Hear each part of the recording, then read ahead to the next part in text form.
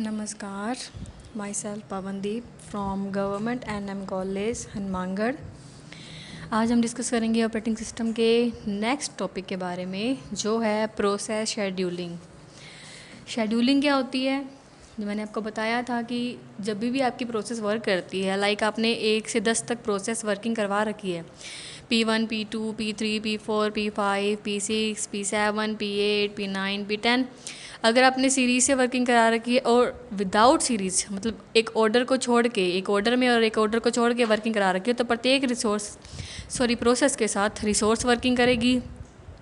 अब इनको एक शेड्यूल बनाना कि हाँ इतने टाइम में ये प्रोसेस वर्क करेगी और इतने टाइम में उसकी नेक्स्ट प्रोसेस वर्क करेगी, वो किस तरह से हम सेट करते हैं वो हम जानेंगे इसमें कि प्रोसेस की शेड्यूलिंग कैसे होती है। अगर हम इसकी डेफिनेशन की बात करें तो the act of determining which process is in the ready state and should be moved the running state is known as process scheduling. मतलब जब प्रोसेस रनिंग स्टेट में है, रेडी स्टेट में है कि हाँ P1 वर्क कर रही है, तो P2 जो वेट कर रही है उसके बाद वो रेडी स्टेट में आ जाएगी, फिर वो अगर वर्क कर रही है तो वो रनिंग स्टेट में आ जाएगी। इसी तरह से इसकी शेड्यूलिंग होती है। प्रोसेस मैनेजर की एक एक्टिविटी है जो CPU से चल रही प्रोसेस को हटाने और एक विशेष प्रोसेस के आधार पर किसी अन्य प्रोसेस के चयन को संभालती है, उसको अटेंड करती है कि हम उसकी जो एक प्रोसेस वर्क कर रही है उसके बाद हम नेक्स्ट प्रोसेस को चूज़ कर रहे हैं, तो वो किस तरह से उसको अटेंड करेगी, किस तरह से उसको अरेंज करेगी, संभालेगी।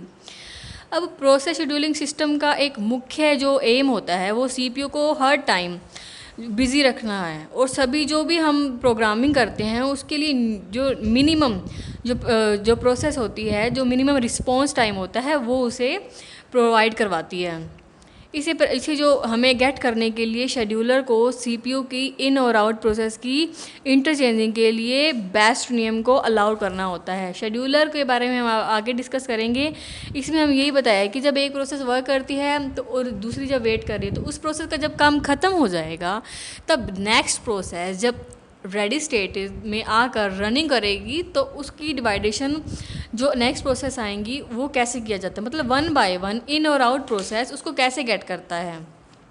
अगर हम प्रोसेस शेड्यूलिंग के टाइप के बारे में बात करें तो ये 2 प्रकार के होते हैं, non primitive scheduling and primitive scheduling.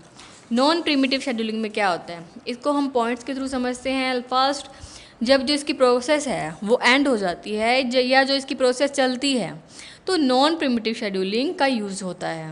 मतलब जब ये प्रोसेस का एंड हो जाता है, ये तो ख़त्म हो जाती है, ये चल रही है, तो नॉन प्रिमिटिव जो शेड्यूलिंग है उसका यूज़ किया जाता है। इस शेड्यूलिंग में एक बार जो CPU साइकिल है उसकी प्रक्रिया के लिए आवंटित किया जाता है, मतलब जो CPU की जो भी प्रोसेसिंग होती है उसके लिए इसको अलाउ किया जाता है। और ये प्रोसेस CPU को तब तक रखती है जब तक कि ये उसका एंड नहीं हो जाता। मतलब जो प्री प्रोसेस है, हमने जो भी इंफॉर्मेशन इंस्ट्रक्शन CPU को दिया है वो तब तक CPU में रहता है जब तक उसका काम ख़त्म नहीं हो जाता, और यह तब तक कहाँ रहती है, वेटिंग स्टेज में। क्योंकि जब तक हमने जो काम दिया है वो ख़त्म नहीं होगा तब तक उसकी प्रोसेसिंग जो है वो चलती रहेगी और तब तक वो वेटिंग स्टेज में माना जाएगा। और जब वेटिंग स्टेज के बाद वो रनिंग स्टेज पे आएगा तो अपना काम ख़त्म करने के बाद ही CPU से उसकी एग्जिट होगी। अगर गैर प्रिमिटिव शेड्यूलिंग के मामले में निष्पादन के बीच में CPU चलाने वाली प्रक्रिया को बाधित नहीं करता है ये प्रिमिटिव जो है शेड्यूलिंग, उसमें भी इसके बजाय यह जब तक वेट करता है जब तक कि जो प्रोसेस होती है वो अपना CPU बर्स्ट टाइम पूरा नहीं कर लेती है, और फिर यह CPU को दूसरी प्रोसेस के लिए इनवाइट करती है। मतलब जब तक आपकी एक प्रोसेस वर्क कर रही है तो उसका CPU बर्स्ट टाइम, मतलब P1 से P2 के बीच का टाइम कितना हुआ, 3 mm या 4 mm, कितना भी आप टाइम लेते हैं तो वो उसके बीच में डिवाइडेशन हो जाता है। जब तक एक प्रोसेस वर्क कर रही है दूसरी वेट कर रही है तो उसके बीच का टाइम कौन सा कहलाता है, वेटिंग टाइम। और जब P2 वेट स्टेट से रेडी स्टेट में आ जाती है तब वो कहाँ जाती है, रिस्पॉन्स टाइम। मतलब उसको रिस्पॉन्स मिल जाता है कि हाँ अब वो वर्क कर सकती है। अब बात करें तो प्रिमिटिव शेड्यूलिंग की। प्रिमिटिव शेड्यूलिंग का यूज़ तब किया जाता है जब कोई प्रोसेस रनिंग स्टेट से रेडी स्टेट या वेटिंग स्टेट से रेडी स्टेट पे स्विच होती है। स्विच मतलब इंटरचेंज हो जाती है, उसकी जो प्रक्रिया है, उसकी जो करंट स्टेट होती है वो बदल जाती है। रनिंग से वो रेडी पे आ जाती है या वेटिंग से वो रेडी पे आ जाती है। और जो मुख्य रूप से जो CPU जो साइकिल होता है उसको लिमिटेड टाइम के लिए इसकी प्रोसेस में अलाउ किया जाता है, फिर से उसे ले लिया जाता है। प्रक्रिया को, जो भी हमारी प्रोसेस है, उसको फिर से रेडी क्यू में रखा जाता है। यदि उस प्रोसेस में भी अभी भी CPU बर्स्ट टाइम होता है, वो बचा होता है, तो वो माइनस में चला जाता है, मतलब हम उसको यूज़ नहीं कर सकते हैं, तो वो लॉस्ट में चला जाता है। यह जो प्रोसेस है वो रेडी क्यू में तब तक रहती है जब तक कि उसका जो काम ख़त्म नहीं हो जाता और उसको अगली बार मौका है वो नहीं मिल जाता। मतलब अगर एक प्रोसेस का वर्किंग किसी कारण से, अगर हम P1 से P10 तक प्रोसेस वर्किंग करा रहे हैं, तो P1 वर्क कर गई, P2 कर गई, P3 कर गई, अगर P4 किसी कारण से रुक गई है तो वो वेटिंग करेगी। उसमें एरर आ गई तो हम P4 को छोड़ के P5 पे चले जाएंगे, फिर P6 पे। अगर इसी तरह से प्रोसेस P8 में भी इसी तरह से कोई एरर आ गई है तो इंटरप्शन के कारण जब तक वो प्रोसेस रुक जाती है तो आगे वाली प्रोसेस तो वर्क कर लेगी, बट जो वो प्रोसेस है वो उसी तरह वेट करेगी ताकि अगली प्रोसेस है वो तो चलती रहे, उसका काम नहीं रुकेगा। हमारी जितनी भी प्रोसेस है वो एक के बाद एक एग्जीक्यूट होती रहेगी, उसका काम नहीं रुकेगा। बट जो ये प्रोसेस इंटरप्शन के कारण रुक गई है, उनको हम इन प्रोसेस के कंप्लीट होने के बाद में हैंडल करते हैं। उनकी जो भी एरर है हम उसको बाद में रिमूव करते हैं, मतलब वो किस कारण से वेटिंग स्टेट में ही रह गई, रेडी स्टेट में नहीं आ पाई, कोई ना कोई कारण हो जाता है। हम कितनी भी प्रोसेस वर्किंग करा सकते हैं, आपकी वो चॉइस है कि आप 1 वर्किंग करा रहे हो, 5 करवा रहे हो, 10 करवा रहे हो या 20 करवा रहे हो, पर जितनी भी प्रोसेस वर्क करवा रहे हो उनकी प्रत्येक प्रोसेस का जो वर्क स्टेट में आना, रेडी स्टेट से रनिंग स्टेट में आना ज़रूरी होता है, क्योंकि जब तक वो कंप्लीट नहीं होगी तो नेक्स्ट वर्किंग नहीं कर पाएगी।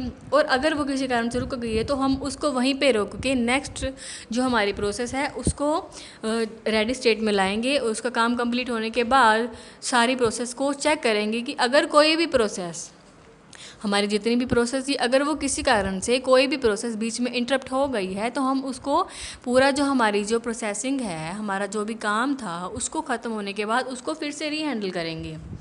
CPU बर्स्ट टाइम हमने इसमें किया है। CPU बर्स्ट टाइम क्या होता है कि हर एक जो भी प्रोसेस है उसका जो बीच का टाइम होता है कि उसको हैंडल करने के लिए इतना टाइम दिया जाता है। मतलब अगर हमने एक प्रोसेस के लिए 10 सेकंड अलाउ किए हैं तो अगर उसने वो काम 7 सेकंड में कर दिया तो वो जो 3 सेकंड जो हैं वो ख़त्म हो जाते हैं, क्योंकि वो उसका बर्स्ट टाइम है उसी ही प्रोसेस को अलाउ होता है।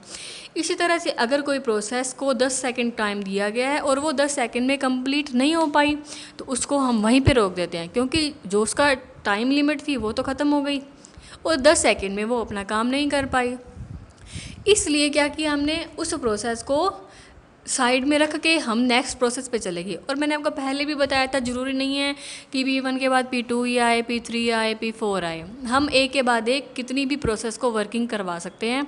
मतलब कोई भी सीरीज़ को P5 के बाद P8 को ले लो, P8 के बाद P2 को ले लो, P2 के बाद P10 को ले लो, फिर P7 को ले लो, मतलब एक ऑर्डर में लेना उसको, ये ज़रूरी नहीं है। बट हमारी जो प्रोसेस है, जितनी भी प्रोसेस है हमारी 5 हैं, 10 हैं, 20 हैं, उन प्रत्येक का उसकी जो वर्किंग है वो ख़त्म होना ज़रूरी है। मतलब कोई भी प्रोसेस ऐसी बची हुई नहीं होनी चाहिए कि जो किसी इंटरप्शन के कारण रुक गई और बाद में हमने उसे हैंडल नहीं किया, क्योंकि उसको उसके एंड पॉइंट पे जाके, मतलब जब हमने प्रोसेस का सारे काम ख़त्म कर लिया तो उसके एंड पॉइंट पे जाके हम उसे री हैंडल करेंगे। और CPU बस टाइम मैंने आपको बता ही दिया है कि जो भी एक प्रोसेस को टाइम अलाउ होता है उस टाइम लिमिट में उसको वो काम ख़त्म करना होता है। मिनिमम और मैक्सिमम हमने जितना भी टाइम दिया है उसमें वो काम करना कंप्लीट होना चाहिए। ये थी प्रोसेस शेड्यूलिंग। 2 टाइप के प्रोसेस शेड्यूलिंग, मतलब प्रोसेस की शेड्यूलिंग बनाना कि कितने टाइम में हमें कितनी प्रोसेस वर्क करवानी है और किस सीरीज़ में वर्क करवानी है। 1 2 3 4 एक सीरीज़ में, और 2 5 3 8 10 5, मतलब इस तरह से एक ऑर्डर में, इन ऑर्डर में, तो वो आपकी चॉइस है। बट प्रोसेस वर्किंग सारी होनी चाहिए। P1 जब वर्क कर रही है तो P2 वेट करेगी, P2 जब उसको रिस्पांस मिल जाएगा तो वो रिस्पांस टाइम से आके रेडी स्टेट में चली जाएगी, फिर उसकी जो फिर कौन सी आ जाएगी, P3 आ जाएगी वेटिंग स्टेट में। इसी तरह से एक एक करके सारी प्रोसेस चलती रहती है और हमारा जो काम है प्रोसेस शेड्यूलिंग का, उसकी जो शेड्यूलिंग बना के हम एक एक प्रोसेस को वर्क करवा रहे हैं वो ख़त्म हो जाता है। 2 टाइप थे इसके, प्रिमिटिव शेड्यूलिंग और नॉन प्रिमिटिव शेड्यूलिंग। इसको भी हमने अलग अलग तरीके से डिफ़ाइन किया था कि प्रिमिटिव शेड्यूलिंग में क्या होता है और नॉन प्रिमिटिव शेड्यूलिंग में क्या होता है, जो हमारी जो प्रोसेस है उसको अलग अलग वे से हैंडल करते हैं। आज के लिए इतना ही, धन्यवाद।